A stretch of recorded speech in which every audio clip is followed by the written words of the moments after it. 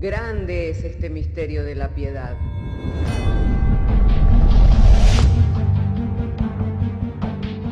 Si se destruyeran los fundamentos, ¿qué ha de hacer el justo? Porque con un solo sacrificio hizo perfecto para siempre a los santificados. Justificados por la fe, tenemos paz para con Dios. Juntamente con Él nos resucitó y nos hizo sentar en los lugares celestiales con Cristo Jesús. Fundados Y firmes en la fe, tenemos paz para con Dios. Bienaventurados los pobres en espíritu, porque de ellos es el reino de los cielos. Bienaventurados los que lloran, porque ellos recibirán consolación. Bienaventurados los mansos, porque ellos recibirán la tierra por heredad. Bienaventurados los que tienen hambre y sed de justicia, porque ellos serán saciados. Bienaventurados los misericordiosos, porque ellos alcanzarán misericordia. Bienaventurados los de limpio corazón, porque ellos verán a Dios. Bienaventurados los pacificadores, porque ellos serán llamados hijos de Dios. Bienaventurados los que padecen persecución por causa de la justicia, porque de ellos es el reino de los cielos. Bienaventurados sois cuando por mi causa os vituperen y os persigan, y digan toda clase de mal contra vosotros mintiendo. Gozaos y alegraos, porque vuestro galardón es grande en los cielos.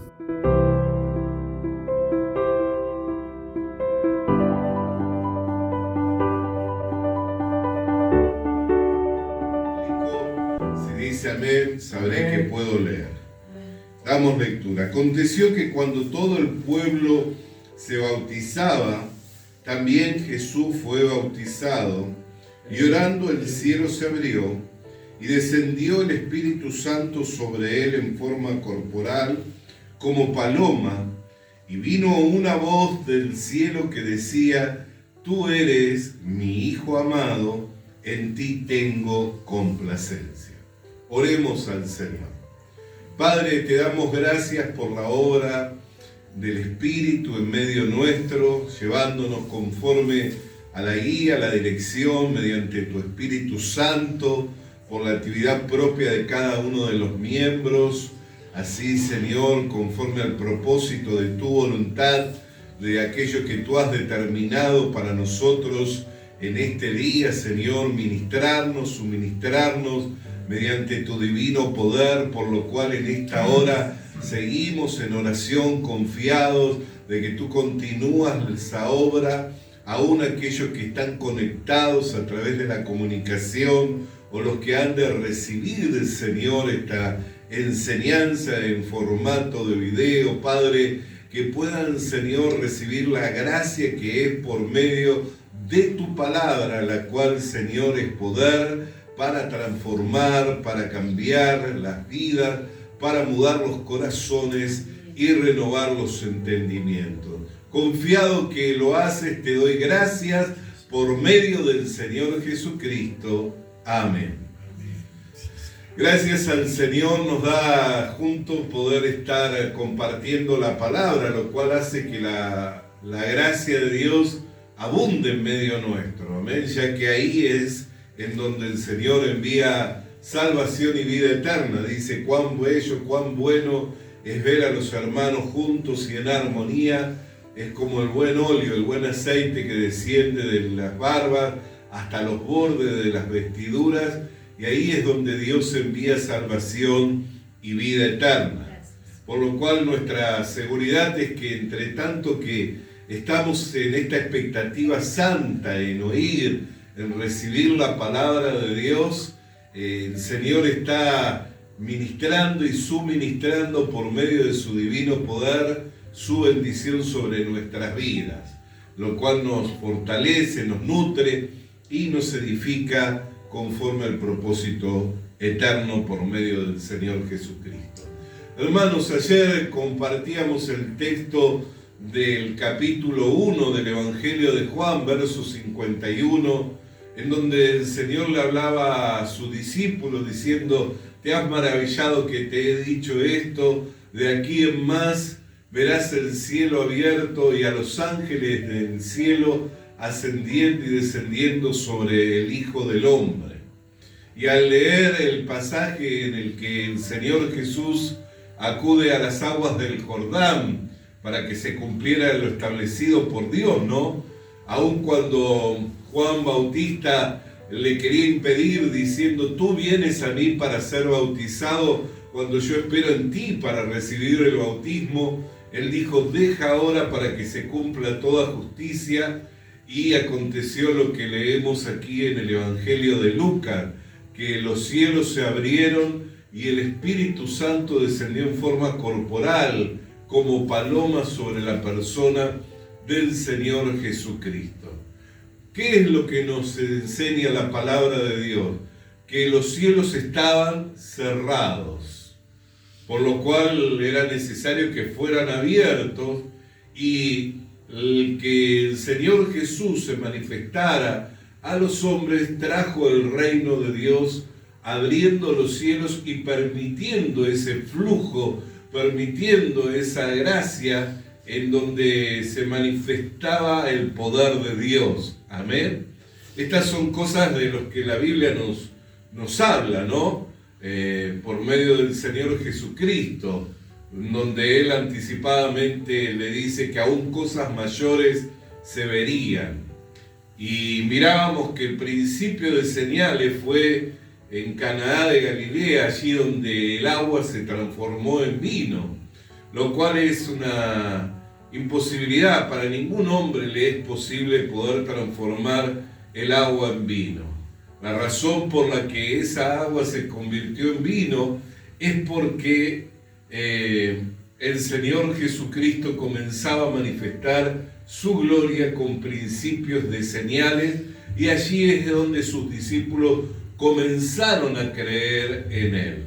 Lo que nos va mostrando el ministerio terrenal público del Señor y el respaldo que sobre su persona podemos ver claramente por medio de los evangelios.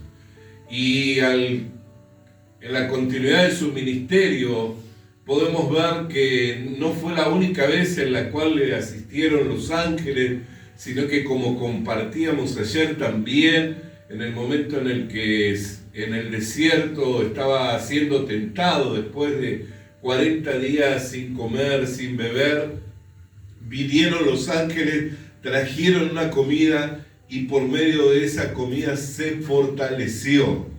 Asimismo, en la hora del dolor, en Getsemaní, también dice la Escritura que vinieron los ángeles y les fortalecieron.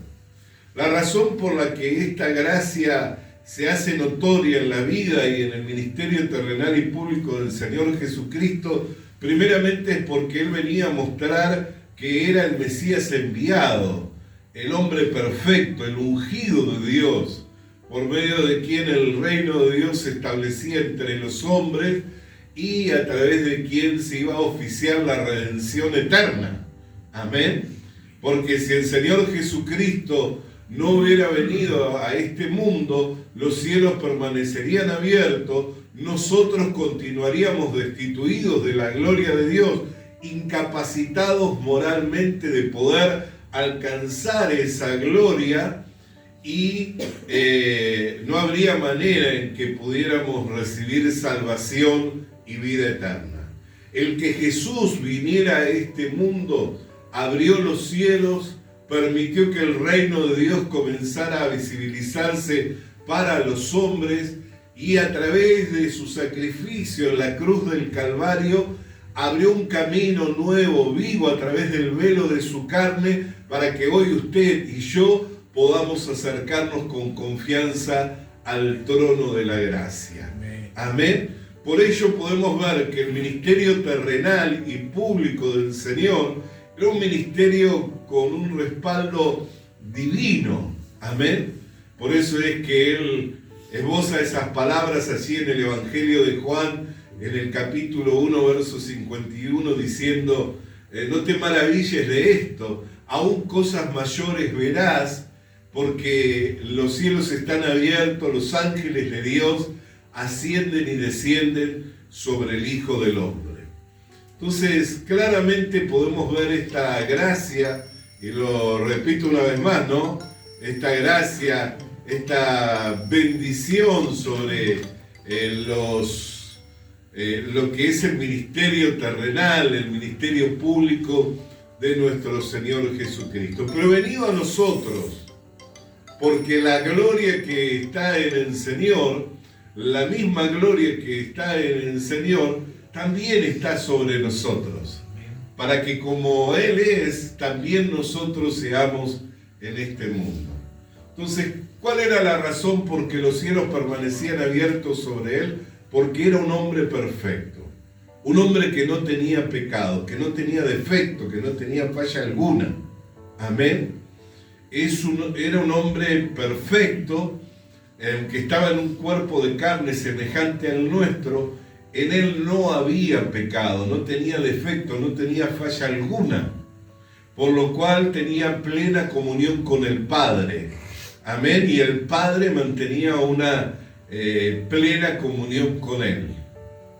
Era el segundo Adán, ¿no? Así como nosotros vemos que Adán podía caminar en el huerto del Edén y recrearse en la presencia del Señor y gozar del privilegio de esa comunión con Dios, en donde podía oírle, podía recibir de Él la dirección para su vida.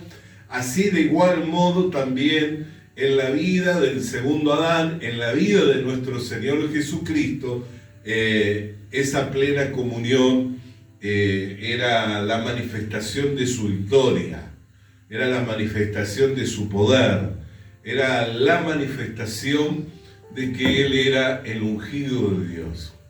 Pero venido a nosotros vemos que Él es el primogénito entre muchos hermanos, es el unigénito y el primogénito entre muchos hermanos.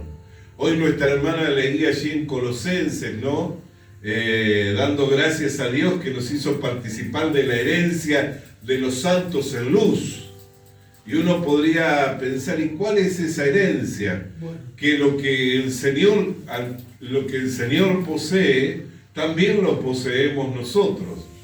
Así como Él es perfecto, también nosotros somos perfectos en Cristo Jesús. La Escritura lo afirma cuando abrimos en la carta a los Hebreos, así en el capítulo 10, en el verso 14, dice: y con un solo sacrificio hizo perfecto para siempre a los santificados. Amén. Hebreos 10, 14.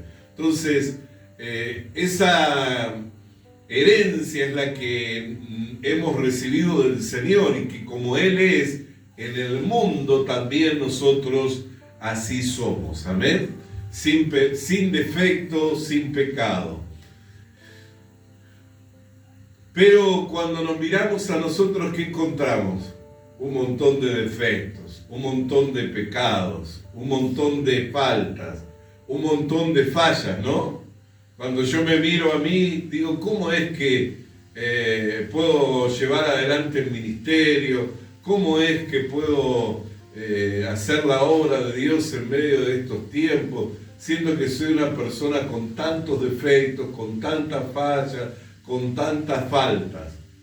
Pero cuando actúa la palabra, entonces me regocijo. ¿Por qué? Porque si yo tuviera capacidad, sin duda no estaría en las manos del Señor para cumplir su cometido, su propósito, ¿no? Porque Él a quien llamó, a lo débil, a lo menospreciado, a lo que no es, para deshacer lo que es, a fin de que ninguno se jacte en la presencia del Señor. Es más, y leíamos semanas pasadas cómo el apóstol Pablo allí en la carta a los Corintios, en el capítulo 12, decía: más bien me gozaré de mi debilidad, porque cuando soy débil, entonces soy fuerte, ya que había recibido del Señor que su poder se perfeccionaba en su debilidad. Así de igual modo en nosotros, hermanos, aún siendo débiles, aún siendo personas que no tienen ninguna virtud, ninguna capacidad, Dios nos escogió y nos llamó para glorificar su nombre. Amén. para que Cristo se haga manifiesto a través de nuestras vidas. Por eso cuando pensamos que estamos fracasando, cuando pensamos que las cosas están difíciles para nosotros, ahí es cuando verdaderamente tenemos que gozarnos y alegrarnos. ¿Por qué? Porque es el escenario más oportuno, es el escenario más propio para que el Señor glorifique su nombre. Si yo pensara de mí que puedo todo por mí mismo, si yo pensara de mí que mis fuerzas me son suficientes, si yo pensara de mí el que voy a lograrlo, entonces eso impide que Dios y que su gracia actúe por medio de uno. Pero cuando yo pienso que he fracasado, cuando yo me doy cuenta que mis fuerzas no son suficientes, cuando entiendo que por mí mismo nunca lo voy a lograr, ese es el escenario oportuno para que Dios manifieste su gloria. Esa es la oportunidad para que Dios glorifique su nombre. Amén. Así que más bien gocémonos en nuestra debilidad. Y por eso es que la Escritura dice que nosotros somos perfectos mediante el sacrificio de nuestro Señor Jesucristo. No porque tengamos virtud, capacidad alguna por nosotros mismos, sino que por el hecho de haber creído y haber aceptado a Jesucristo como nuestro suficiente Salvador y nuestro mediador entre Dios y nosotros, hace que la virtud, hace que la justicia del Señor Jesucristo sea contada en nuestro favor. Amén.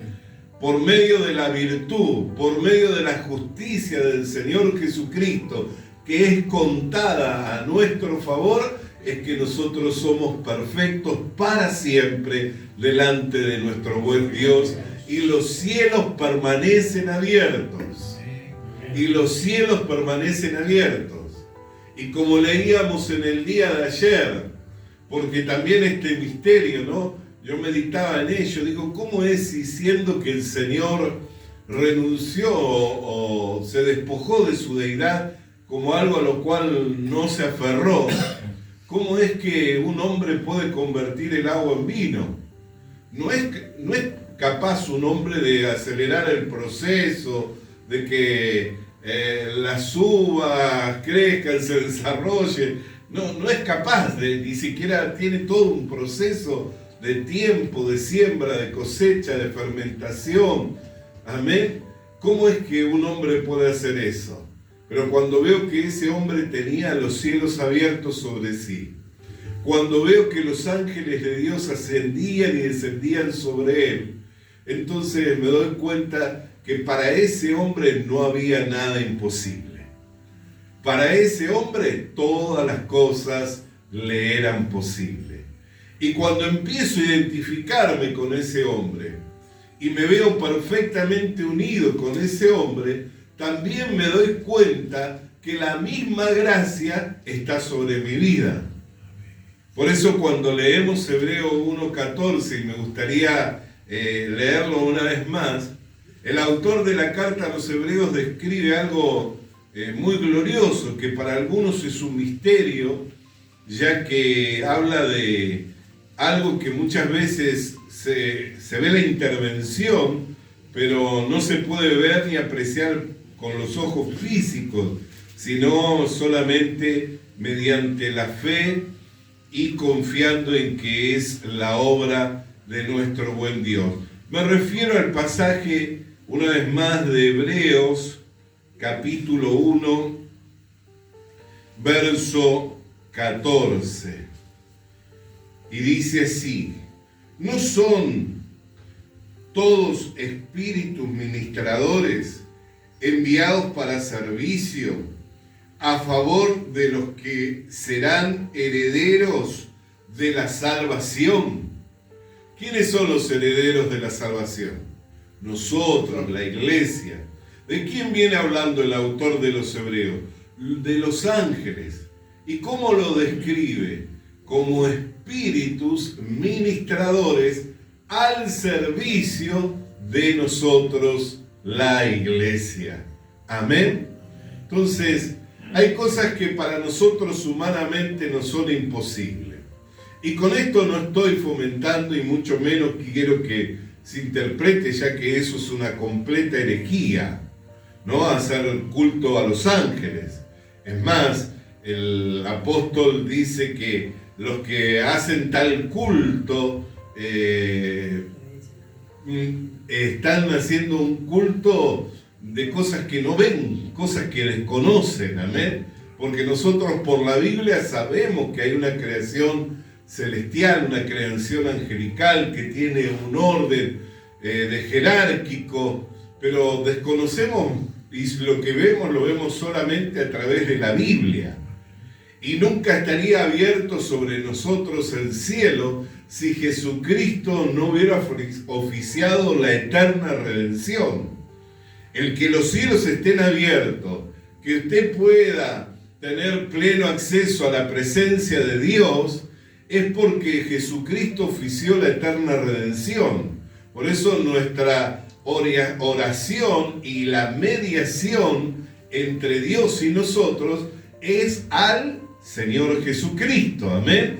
Nunca hacer culto de cosas que desconocemos, pero algunas cosas podemos ir conociendo y entendiendo por lo que las Escrituras nos dicen. Entonces, si la Escritura me dice a mí que los ángeles son espíritus ministradores que están al servicio de los que heredan esta salvación tan grande, me está dando la pauta y la seguridad de que en esta vida no me encuentro solo, sino que Dios está conmigo, el Señor Jesucristo está conmigo, el Espíritu mayor que todos los espíritus están conmigo, pero también Dios envía ángeles a mi cuidado y también para ministrar en necesidades, ¿no? En situaciones y en necesidades.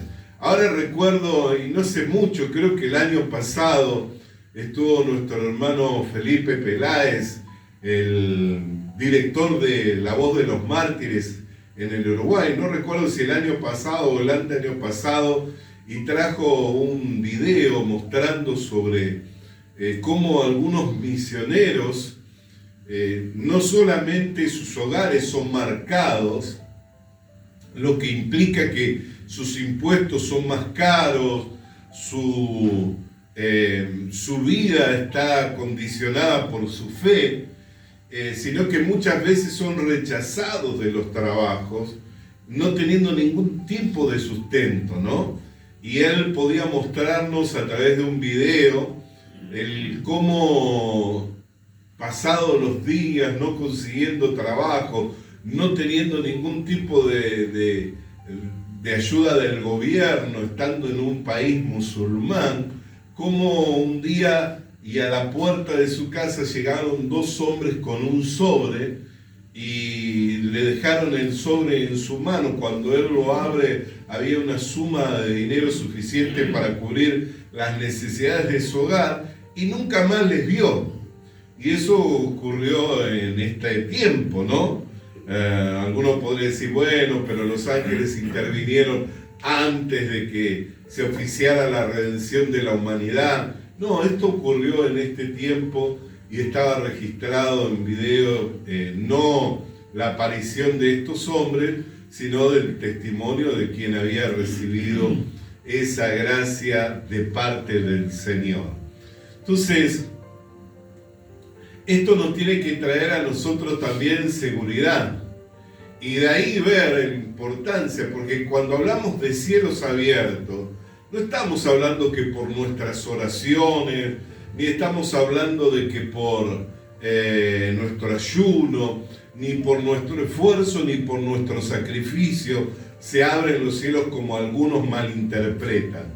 Lo que hace separación entre Dios y los hombres, el profeta Isaías lo describe bien claro en el capítulo 59, en el verso 2, diciendo: no se ha acortado la mano de Dios para salvar, ni se ha cerrado el oído para oír, sino que vuestros pecados hacen separación entre vosotros y vuestro Dios, y Él ha ocultado su rostro de vosotros para no ver vuestras maldades. O sea que lo que hace que el cielo permanezca cerrado sobre una persona es el pecado. ¿Y cuál es el pecado más grave en este tiempo? El pecado más grave en este tiempo que un hombre o una mujer puede cometer, ¿sabe cuál es? El no creer en el Señor. El no creer en Jesucristo. Esta es la condenación que vino al mundo. Que el Hijo de Dios vino al mundo y los hombres amaron más las tinieblas que la luz. Y no vinieron a la luz para que sus obras no sean reprendidas y sean reprendidas. Mas los que aman la luz vienen a la luz para que sea notorio que sus obras son hechas en Dios. La condenación para el mundo y el pecado más grave en este mundo es cuando alguien niega la obra de Jesucristo. Cuando alguien niega que Jesucristo ha limpiado perfectamente sus pecados. Cuando dice, sí, yo sé que Cristo murió por los pecados, pero yo sigo siendo un pecador y lo seré toda mi vida. ¿Cuántas veces hemos escuchado esa declaración, no? ¿Cuántos tienen ese pensamiento puesto? Es cierto, mi naturaleza es una naturaleza caída, es una naturaleza que se perdió en el huerto del Edén y nunca más le fue ser dada a recuperarse. Lo que hace Dios es darnos un nuevo nacimiento. Nos da un nuevo nacimiento por medio del Señor Jesucristo para que el que está en Cristo no se pierda, sino tenga vida eterna. El que está en Cristo, como dice el apóstol Pablo allí en el capítulo 5 a los Corintios, es una nueva criatura. Las cosas viejas pasaron, he aquí son todas hechas nuevas. Mi naturaleza es una naturaleza corrompida, pero por el Evangelio yo recibí un nuevo nacimiento, he sido justificado, he sido santificado, fui declarado hijo de Dios en igualdad de condición. Por eso es que damos gracias a Dios por la herencia que recibieron los santos en luz. Así dice Colosenses capítulo 1, verso 12. Hoy lo leía nuestra hermana, amén, recordándonos el texto de la palabra del Señor. Entonces, cuando yo niego la obra de Jesucristo, cuando yo niego que Jesucristo limpió perfectamente todos mis pecados, no solo los pecados de lo que podría decirse el pecado original, no solo los pecados que yo cometí en el pasado, sino también los pecados que ha de cometer en el futuro. Los limpió todos. Por eso es que Él nos entrega eterna redención. Y con su sacrificio nos hace perfectos para siempre. Amén. No es que somos justos, santos, perfectos por obra que nosotros hubiéramos hecho. Somos justos, santos, perfectos por la obra consumada de Jesucristo en la cruz del Calvario, la cual no tiene falla, no tiene defecto alguna, porque es Dios mismo en la persona del Señor Jesucristo oficiando la redención de la humanidad.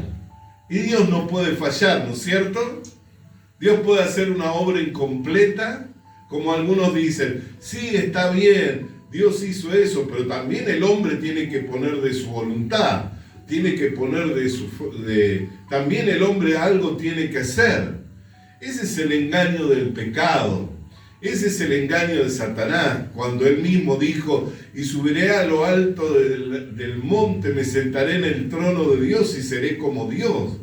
Yo nunca voy a pretender por mí mismo salvarme, sino que siempre confiaré en que la obra de Jesucristo fue suficiente para que por medio de esa obra yo haber obtenido la eterna redención, haber obtenido la justificación, la santificación y la vida eterna. Haber sido declarado perfecto.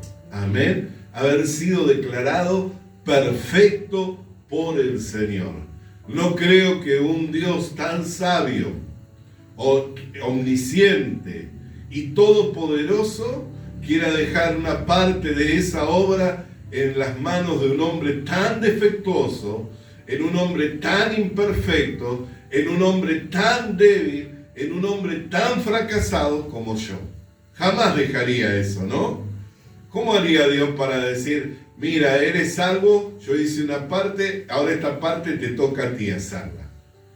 Pero sábelo bien, tú eres un hombre defectuoso porque te perdiste en el huerto del Edén, recibiste la herencia del pecado, el juicio de la muerte pesa sobre tu cabeza. Pero ¿sabes qué? Si te esfuerzas mucho, si trabajas lo suficiente y si te dedicas con mucho empeño, vas a lograr la salvación eterna.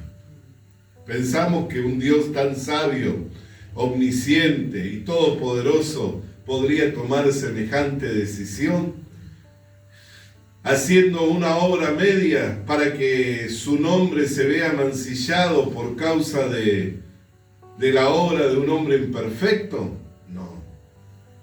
No puedo pensar de esa manera, amén. Es como si Israel nunca hubiera entrado a la tierra prometida. ¿Qué le dijo Moisés a Dios cuando le dijo, mira, si quieres, me parece que voy a destruir todo este pueblo aquí y voy a levantar una nueva nación y te voy a introducir a la tierra prometida con esa nueva nación? ¿Qué dijo Dios? ¿Qué van a decir los demás pueblos? Que los sacaste de Egipto pero no fuiste capaz de introducirlos a la tierra prometida. ¿De quién van a hablar mal? ¿Acaso no hablarán mal de ti? ¿No? Ese fue el pensamiento que tuvo Moisés, ¿no? Que quién iba a ser injuriado, quién iba a ser mancillado su nombre, el nombre de Dios. De igual modo, si para que nosotros entremos al cielo, Dios no es suficiente. Si para que nosotros heredemos la vida eterna, Dios no es suficiente, su nombre queda mancillado. ¿Por qué? Porque comenzó una obra hace 2000 años en la cruz del Calvario, pero fracasó en nosotros. Por eso la obra que Él comenzó no fracasa, sino como dice Filipenses capítulo 1 verso 6, el que comenzó la buena obra en vosotros, la perfecciona hasta el día de su venida. Poderoso es Dios para guardarnos sin caída. Amén. Si estamos de pie, para el Señor lo estamos. Si estamos decaídos, para el Señor lo estamos, pues somos del Señor y poderoso es el Señor para hacernos estar firmes. Para hacernos estar firmes. Por eso nunca menoscabemos el poder de Dios.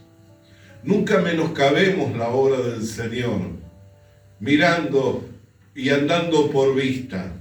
Porque no somos de los que andamos por vista.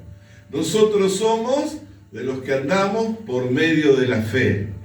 Y la fe es la convicción de lo que no se ve, la certeza de lo que se espera, y la fe es por el oír, y el oír por la palabra de Dios. Así que si Dios dice que Él es poderoso para darnos eterna redención, Él es poderoso para introducirnos al cielo, Él es poderoso para mantenernos sin caída, Él es poderoso para tomar de nosotros una persona imperfecta, una persona débil, una persona defectuosa y hacer de nosotros una nueva criatura, justificados, santificados, perfectos, semejantes al Señor Jesucristo. Nosotros decimos gloria a Dios que lo ha hecho, que lo ha manifestado y que nos ha llamado a esa comunión. Amén.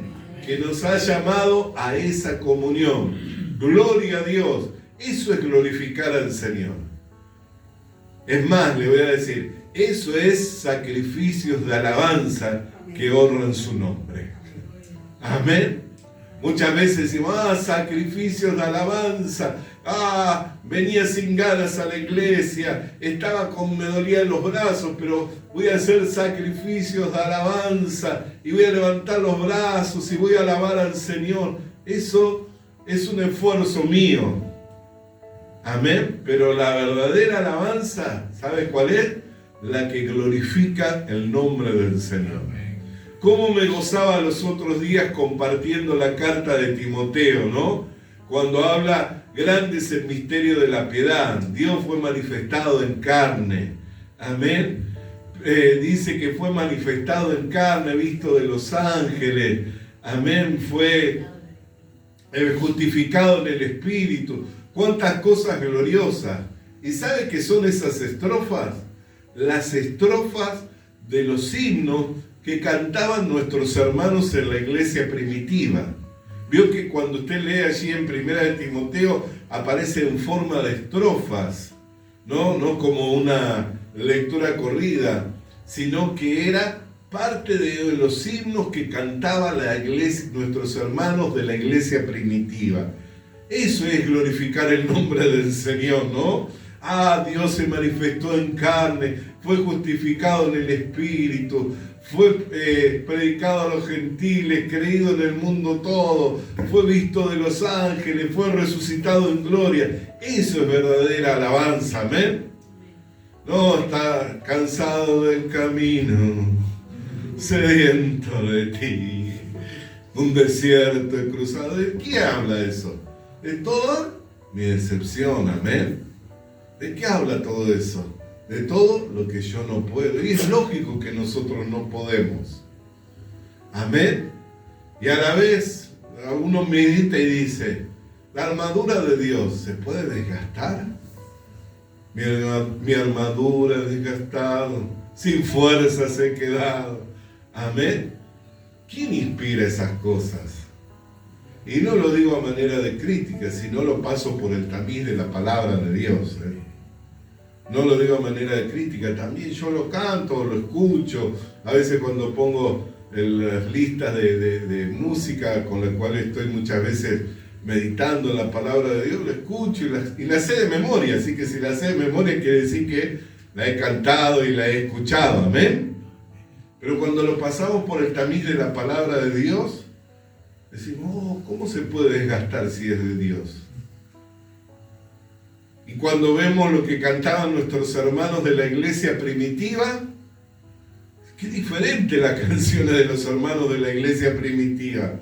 Ellos cantaban, Dios se manifestó en carne, fue justificado en el Espíritu, se le predicó a los gentiles, se creyó en el mundo todo.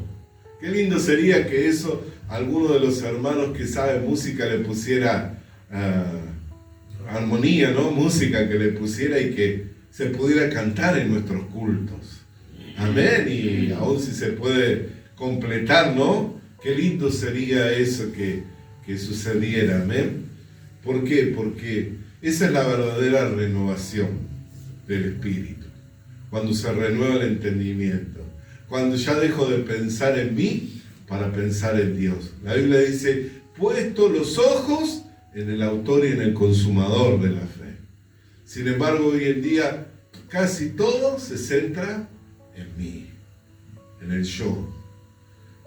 Y eso es parte de una cultura, de una sociedad en la cual estamos inmersos y que muchas veces somos influenciados. Pero la verdadera renovación del espíritu, la verdadera renovación del entendimiento es cuando esa mentalidad cambia. Es cuando ese pensamiento es transformado. Pero no por el optimismo, sino que es cambiado y transformado por el oír y el oír por la palabra de Dios, que es cambiado y transformado por medio de la fe. Amén. Por eso, hermano querido y hermana querida, cuando veo el ministerio terrenal, público del Señor, y puedo ver en detalle por qué manifestó su gloria, hizo principios de señales y fue creído por sus discípulos, y comenzaron a creer sus discípulos, Me doy cuenta que Él comparte con nosotros esa herencia. Me doy cuenta que Él dejó ese cielo abierto para todos los que somos santificados, para todos los que hemos sido justificados, para todos los que somos sin pecado. Él dejó ese cielo abierto. Por eso nos exhorta la Escritura a acercarnos con confianza, teniendo tal sumo sacerdote en los cielos, al trono de la gracia para alcanzar el oportuno socorro. Me doy cuenta que también los ángeles que le asistieron, le fortalecieron y que estuvieron con él en su ministerio terrenal público, la Biblia, a través del autor de los Hebreos, me dice que esos mismos ángeles también están ministrando en medio de esta generación, en este tiempo, sobre la iglesia que ha sido santificada, sobre la iglesia que es justa, sobre la iglesia que es sin pecado, porque es esa iglesia la que es heredera de esta salvación tan grande. Y eso ensancha mi corazón y me es dado la fuerza para poder continuar firme hasta alcanzar todo aquello para lo cual el Señor nos ha llamado. Hasta aquí podemos decir, nos ayudó el Señor, ¿no? Hasta aquí podemos decir, esto es lo que el Señor nos trae a reflexión, esto es lo que nos trae a masticar, a recibir como su palabra, amén. Pero cuántas cosas más el Señor tiene para nosotros, porque el que comenzó en nosotros la buena obra la va perfeccionando hasta el día de su venida, amén. Así que fortalezcámonos en el Señor, en el poder de su fuerza, y sigamos adelante firmes, amén. Alabado sea el nombre del Señor, alabado y santo sea su nombre. Vamos a orar, iglesia amada. Padre de gloria, Dios de toda misericordia, ¿cómo no dejar de agradecerte, Señor, el que nos haya llamado a la comunión con tu Hijo Jesucristo, el que nos haya santificado, nos haya justificado, nos haya presentado perfectos delante de tu presencia, con el fin, Señor, de que así como tú eres, también nosotros seamos en medio de esta generación, Señor, manifestando tu gloria, dando a conocer los misterios de tu voluntad y mostrando, Señor, que tú eres un Dios vivo, que trabaja en medio de esta generación y que va glorificándose para que en todos lados se cree y se conozca que tú eres Dios y que fuera de ti no hay quien salve. Por lo que te damos gracias, Padre, en el nombre de Jesús, y la iglesia puede decir amén. Amén.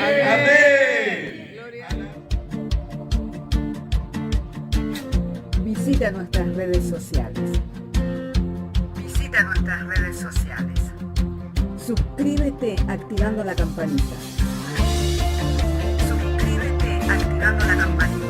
Comparte con nosotros el mensaje de la palabra de Dios.